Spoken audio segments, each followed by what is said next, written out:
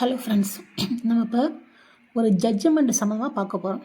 அதாவது இப்போ ரீசெண்டாக பேசப்படுகிறது இல்லையா, மதுரை ஹைகோர்ட் இருக்கு இல்லையா, மதுரை பெஞ்ச் ஹைகோர்ட்டால் 1/12/2025 அன்று தீர்ப்பளிக்கப்பட்ட அந்த ஒரு திருப்பரங்குன்றம் கேஸ், அதில் சொல்லப்பட்ட விஷயங்களை சும்மா முக்கியமான விஷயங்களை மட்டும் பார்த்துட்டு வருவோம்.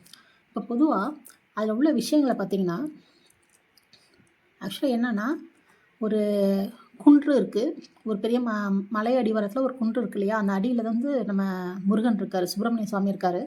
அதற்கு மேலே உச்சி பிள்ளையார் கோயில் அண்டு சிவன் அந்த கோயிலும் இருக்குது. இது வந்து ஒரு பக்கம் இருக்குது.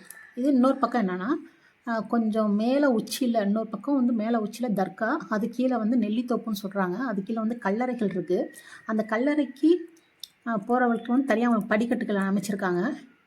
அது சம்மந்தமாக என்ன பண்ணுறாங்கன்னா, 1920 ஓஎஸ் 4/1920 சொல்லிட்டு ஒரு கேஸ் ஃபைல் பண்ணி அதில் என்ன பண்ணுறாங்க, அந்த வழக்கில் ஒரு 3 இடத்த மட்டும்தான் அந்த முகலாய சமூகத்தினருக்கு சொந்தம்னு சொல்லியிருக்காங்க. என்னென்னா, அந்த நெல்லித்தோப்பு பகுதி, அந்த மசூதி கட்டியிருக்காங்க இல்லையா அந்த பகுதி, அதுக்கெல்லாம் வந்து படிக்கட்டு, அதை தவிர மற்ற எல்லாமே அவங்க உரிமை கொண்டாடக்கூடாதுன்னு சொல்லிட்டு அந்த கேஸில் வந்து சொல்லியிருக்காங்க. அப்புறமா இதுக்கப்புறம் என்ன பண்ணுறாங்கன்னா, 2017, 14 அண்டு 17 வந்து மேலே அந்த குன்றின் மேலே வந்து நாங்கள் வந்து தீபம் ஏற்றணும்னு சொல்லிட்டு நிறைய டைம் வந்து மனு போடுறாங்க. அந்த மனு எல்லாமே ரிஜெக்ட் ஆகிடுது. டிவிஷன் பெஞ்சில் ரிஜெக்ட் ஆகுது.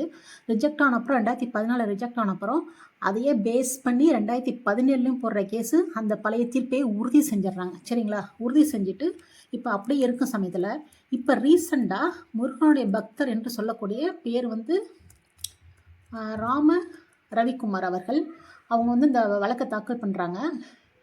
ராம ரவிக்குமார் மற்றும் மற்றவர்கள். ஆப்போசிட் வந்து பார்த்திங்கன்னா ஆட்சியர், அதே போல் ஹச்ஆர்என்சி எல்லாம் வரிசையாக வராங்க. தர்காவில் உள்ளவங்களும் வராங்க. இவங்களாம் பிரதிவாதிகள் தரப்பில் வராங்க. இப்போ இந்த வழக்கில் மேண்டமாஸ் என்று குறிப்பிடப்பட்ட அந்த ரிட்டுக்காக தான் போட்டிருக்காங்க. கான்ஸ்டிடியூஷனில் 226 பிரிவின் கீழே இந்த வழக்கை தாக்கல் பண்ணுறாங்க. சரிங்களா?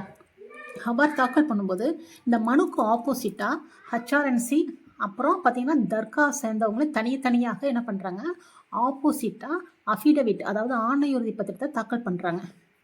என்ன சொல்கிறாங்கன்னா, ஏற்கனவே 1924 முடிவு செய்யப்பட்டது, இது ரெஜுடிகேட்டா, திரும்ப இந்த வழக்கு வந்து ஓப்பன் பண்ண முடியாது அப்படின்னு சொல்லிட்டு ஒவ்வொருத்தராக பேசுகிறாங்க. அதே போல் மேலே வந்து உச்சியில் உள்ள அந்த தூணில் வந்து விளக்கேற்றுவதற்கான சான்றுகள் வந்து மனுதாரர் வந்து அதாவது ராம ரவிக்குமார் அவர்கள் அதற்கான சான்றுகளை கொடுக்கவேலன்னு சொல்லிட்டு அந்த சபையும் ஆஜராகிறாங்க, அதை வாதாடுறாங்க. இந்த சூழ்நிலை இங்கே வந்து நீதிபதி என்ன கையாளுறாங்கன்னா, பொதுவாக வந்து நம்ம இது இருக்குல்ல, நம்ம சங்க இலக்கியங்களில் அந்த வரி எடுத்துடுறேங்க. சங்க இலக்கியங்களில் வந்து சொல்லுவாங்க இல்லையா, குன்றில் மேல் இட்ட விளக்கு போலன்னு சொல்லுவாங்க இல்லையா, அந்த இலக்கியங்களில் அதை குறிப்பிட்டு இது வருது, குண்டில் மேல் இட்ட விளக்கை போல அப்படின்னு சொல்லிட்டு நம்ம சீவக் சிந்தாமணியில் புக்கில் சொல்லியிருக்கு. அது என்னன்னு கேட்டிங்கன்னா, துன்றி திரண்ட இந்த தெரியுது பாருங்க, துன்றி திரண்ட தோளினை மேலும் குன்றி கார்த்திகை விளக்கிட்டன்ன கடிக்கமல் கோலை பைந்தார் கமல பளிங்கின் குன்றுபோர் பாயல் சேர்ந்தான். அதாவது குன்றின் மேல் இட்ட விளக்கே போலன்னா, குன்று இருக்கும் இடங்களில் எல்லாம் என்னன்னா தீபம் ஏற்றணுங்கிற மாதிரி அதுக்கு வந்து விளக்கம் கொடுத்து, இது வந்து சங்க இலக்கியங்களில் இருக்குது, அதன்படி மேலே வந்து விளக்கு ஏற்றுறதுங்கிறது தனியாக நீங்கள் வந்து எதையும் ஆதாரமாக நிரூபிக்க வேண்டிய அவசியம் கிடையாது அப்படின்னு சொல்லிட்டு, அப்புறம் இன்னொன்று சொல்கிறாங்க, நம்மளோட சென்னை ஹைகோர்ட் இருக்கு இல்லையா, அந்த ஹைகோர்ட்டில் மொத்தம் 4 கீழே அடுத்த வரியில் வரும் 4 வாயில்கள் இருக்கும். அந்த வாயில்கள் வந்து பொதுவாக என்ன பண்ணுவாங்கன்னா, பொதுமக்களோட பயன்பாட்டிற்காக பயன்படுத்தப்பட்டு வருகிறது. சரிங்களா? அவ்வாறு பயன்படுத்தப்பட்டு வருகிற சூழ்நிலையில் அவங்க வந்து தொடர்ந்து அதை பயன்படுத்தப்பட்டு வந்தால் எங்களுக்கு வந்து அதில் வந்து ரைட்ஸ் இருக்குன்னு சொல்லிட்டு அவங்க வந்து வழக்கு போட்டுருவாங்கன்னு நினச்சிட்டு என்ன பண்ணுவாங்க, வருஷத்துக்கு ஒரு தடவை அந்த வாயில்கள் எல்லாத்தையும் மூடுவாங்க ஹைகோர்ட்டில். அதை இங்கே எடுத்து சொல்லி என்ன பண்ணுறாங்கன்னா, நம்ம அந்த இடத்தெல்லாம் பயன்படுத்தவில்லை என்றால் மற்றவர்கள் முக்கியமாக வேறு சமூகத்தினரும் அதை வந்து ஆக்குப்பை பண்ணிடுவாங்க, ஆக்கிரமிப்பு செஞ்சுருவாங்க. அதுக்காக நம்ம போய் அதை இனிமேல் உள்ள பகுதியாவது நம்ம வந்து சேஃப்டி பண்ணணும்னு சொல்லிட்டு அந்த இடத்துல தீபம் ஏற்றுறது வந்து உகந்தது தான் அப்படின்னு சொல்லிட்டு அதை ஒரு முன்வைக்கிறாங்க காரணத்தை. 2வது, அறங்காவலர் குழுவில் இருக்கு இல்லையா, செக்ஷன் 6 சப்செக்ஷன் 15 வந்து அறங்காவலர் சம்மந்தமாக அவங்க தான் வழக்கு போடணும்னு அவசியம் இல்லை, இதை சொல்லியிருக்காங்க கீழே. அவங்க தான் வழக்கு போடணும் அவசியம் இல்லை, அவங்க சம்மந்தப்பட்ட, அதாவது அந்த அதில் வந்து அந்த ஆன்மீக நாட்டம் உள்ள யார் வேணாலும் அதில் சொல்லப்பட்டபடி இந்த வழக்கை போடலாம்னு சொல்லிட்டு அதையும் சொல்லியிருக்காங்க.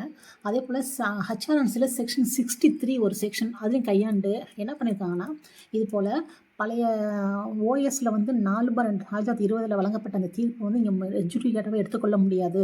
இது வந்து பக்தர்கள் முக்கியமாக குன்றில் மேலிட்ட விளக்குங்கிறது ஒரு வந்து சம்பிரதாய வழக்கம், அதுக்காக நாங்கள் வந்து விளக்கு ஏற்றுறோம், இதுக்கு ஆதாரங்கள் தேவையில்லைன்னு சொல்லிட்டு அந்த ஆஸ்பெக்டில் இந்த வழக்கை தீர்மானிக்கிறாங்க. சரிங்களா? தீர்மானித்து என்ன பண்ணுறாங்க, உத்தரவு போட்டுட்டு அதை ஃபாலோ பண்ணுறாங்க.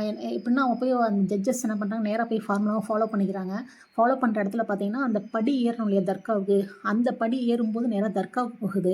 அந்த தர்காவுக்கு போகிற படி ஏறினா நம்ம வந்து தீபத்தூண் இருக்கு இல்லையா, அந்த மேலே கல்தூண் இருக்குன்றீங்க இல்லையா, அங்கே போகணுன்னு அவசியம் இல்லை. அதே போல் இவங்க போகிற இடத்துக்கு போனால் தர்காவுக்கு போக வேண்டிய அவசியம் இல்லை. ரெண்டுமே தனித்தனி திசையில் இருக்குது. இன்னொன்று பார்த்தீங்கன்னா அந்த தர்கா இடம் வந்து ஒரு பக்கீர் என்பவரோட அந்த சமாதி அங்கே இருக்கதாகவும், அது அங்கே தான் அதை சுற்றி தான் அந்த மசூதி எழுப்பியிருக்கதாகவும் சொல்கிறாங்க. அதுக்கு கீழே தான் கல்லறைகள் உள்ள அந்த நெல்லித்தோப்பு பகுதி இருக்குதுன்னு சொல்கிறாங்க. இப்போது அந்த 3 பகுதி மட்டுமே 1920ஆம் ஆண்டு சொல்லப்பட்ட அந்த ஓஎஸ் 4 சொல்லப்பட்ட அந்த தீர்ப்பின்படி அவங்களுக்கு சொந்தம் சொன்ன அடிப்படையில் இங்கே வந்து அந்த தர்காலேருந்து அப்படியே 50 கிலோமீட்டருக்கு மேலே உள்ள அந்த தூணில் வந்து விளக்கேற்றதுனால அவங்களுக்கு எந்த பிரச்சனையும் கிடையாது அப்படின்னு சொல்லிட்டு இந்த தீர்ப்பை வந்து அவங்க முன்மொழிஞ்சிருக்காங்க. முன்மொழியிட்டு என்ன சொல்கிறாங்கன்னா, இந்த மனுதாரர் மற்றும் மனுதாரர் சார்பாக நிறைய பேர் இதுக்கு சார்பாகவே ரிட் மனு தாக்கல் பண்ணியிருக்காங்க. அது எல்லாத்தையும் அலோவ் பண்ணிட்டாங்க. அதாவது ரிட் மனு 32/317, 33/112, 33/197, 33/724 இந்த தெரியுது பாருங்கள். எல்லாத்தையும் அலோவ் பண்ணிவிட்டு ஆப்போசிட்டாக ரிட் மனு ஆப்போசிட்டும் தாக்கல் பண்ணாங்க இல்லையா, அதெல்லாம் தள்ளுபடி பண்ணிட்டாங்க. அது பார்த்திங்கன்னா 340/51 அது 2025 அந்த வழக்கு எல்லாத்தையும் தள்ளுபடி பண்ணிவிட்டு கட்டணம் இல்லை, நோ காஸ்ட்னு சொல்லிட்டு இந்த வழக்கை முடிச்சிட்டாங்க. இதுதான் இந்த வழக்கில் உள்ள தீர்ப்பு. இது வந்து சிங்கிள் ஜட்ஜோட அந்த தீர்ப்பு தான் இது.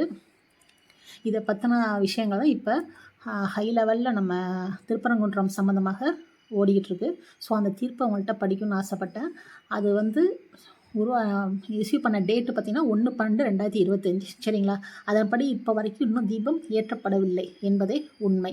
ஓகேங்களா? அடுத்த ஒரு தீர்ப்பில் அடுத்து பார்க்கலாம்.